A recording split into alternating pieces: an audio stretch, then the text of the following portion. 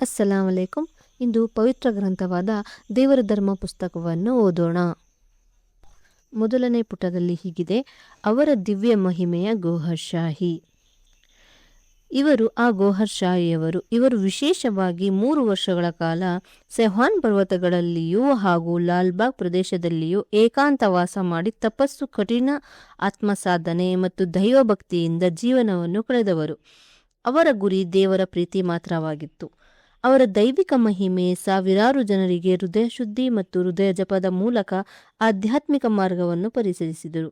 ಅನೇಕ ಜನರನ್ನು ಅವರು ದೈವ ಪ್ರೇಮ ಪಡೆಯಲು ಪ್ರೇರೇಪಿಸಿದರು. ಎಲ್ಲ ಧರ್ಮಗಳ ಜನರು ಅವರು ದೈವಿಕ ಮಹಿಮೆಯನ್ನು ತಮ್ಮ ಪೂಜಾ ಸ್ಥಳಗಳಿಗೆ ಆಹ್ವಾನಿಸಿದರು. ಮಸೀದಿಗಳು, ಹಿಂದೂ ದೇವಾಲಯಗಳು, ಚರ್ಚ್ಗಳು, ಸಿಖ್ ಗುರುದ್ವಾರಗಳು ಮತ್ತು ಅವರಿಂದ ಹೃದಯ ಜಪವನ್ನು ಸ್ವೀಕರಿಸಿದರು. ಅವರ ಉಪದೇಶಗಳಿಂದ ಪ್ರೇರೇಪಿತರಾಗಿ ಅನೇಕ ಪುರುಷರು ಮತ್ತು ಮಹಿಳೆಯರು ಪಶ್ಚಾತ್ತಾಪಪಟ್ಟು ದೇವರ ಕಡೆಗೆ ತಿರುಗಿದರು. ಅವರ ಆಧ್ಯಾತ್ಮಿಕ ಕೃಪೆಯಿಂದ ಅಸಾಧ್ಯವಾದ ಕಾಯಿಲೆಗಳಿಂದ ಬಳಲುತ್ತಿದ್ದ ಅಸಂಖ್ಯಾತ ಜನರು ಆರೋಗ್ಯವನ್ನು ಪುನಃ ಪಡೆದರು. ನಂತರ ದೇವರು ಗೋಹರ್ಶಾಹಿಯವರ ಮುಖವನ್ನು ಚಂದ್ರನ ಮೇಲೆ ಪ್ರತ್ಯಕ್ಷಗೊಳಿಸಿದರು. ಆಮೇಲೆ ಅವರ ದೈವಿಕ ಪ್ರತಿಮೆಯು ಹಜ್ರೆ ಅಸ್ವತ್ನ ಮೇಲೆಯೂ ಕಾಣಿಸಿಕೊಂಡಿತು. ಈ ಮೂಲಕ ಅವರು ವಿಶ್ವಮಟ್ಟದಲ್ಲಿ ಪ್ರಸಿದ್ಧರಾದರು.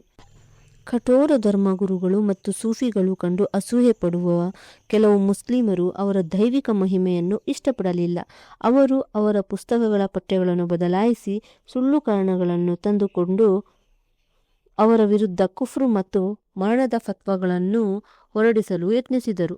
ಇಂಗ್ಲೆಂಡ್ನ ಮ್ಯಾಂಚೆಸ್ಟರ್ನಲ್ಲಿ ಅವರ ನಿವಾಸದ ಮೇಲೆ ಬಾಂಬ್ ದಾಳಿ ನಡೆಯಿತು.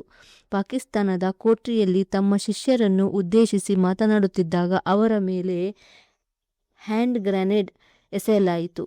ಅವರ ತಲೆಗೆ ದೊಡ್ಡ ಮೊತ್ತದ ಬಹುಮಾನವನ್ನು ಘೋಷಿಸಲಾಯಿತು. ಪಾಕಿಸ್ತಾನದಲ್ಲಿ ಅವರ ವಿರುದ್ಧ 5 ಸುಳ್ಳು ಪ್ರಕರಣಗಳಲ್ಲಿ ಸಿಲುಕಿದಂತೆ ಮಾಡಲಾಯಿತು. ನವಾಜ್ ಷರೀಫ್ನ ದ್ವೇಷದಿಂದ ಸಿಂಧ್ ಸರ್ಕಾರವೇ ಅವರ ವಿರುದ್ಧದ ರಾಜಕೀಯ ಪಕ್ಷವಾಯಿತು.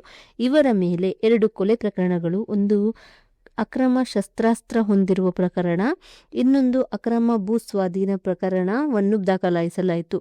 ಅಮೆರಿಕದಲ್ಲಿಯೂ ಸಹ ಅವರ ವಿರುದ್ಧ ಅಪಹರಣ ಹಾಗೂ ಮಹಿಳೆಯ ಅಕ್ರಮ ಬಂಧನದ ಸುಳ್ಳು ಅಪರಾಧ ಪ್ರಕರಣವನ್ನು ರೂಪಿಸಲಾಯಿತು.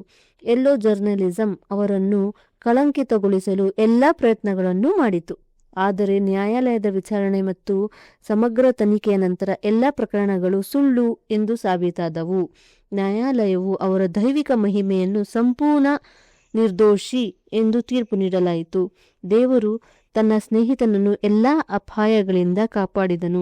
ಹಾಗೆ ಈ ಪುಸ್ತಕದಲ್ಲಿ ಗೋಹರ್ಶಾಹಿಯವರ ವಿರುದ್ಧ ದಾಖಲಾದ ಪ್ರಕರಣಗಳ ಬಗ್ಗೆ ಸಿಂಧ್ ಹೈಕೋರ್ಟ್ ವರದಿ ಸೇರಿಸಲಾಗಿದೆ.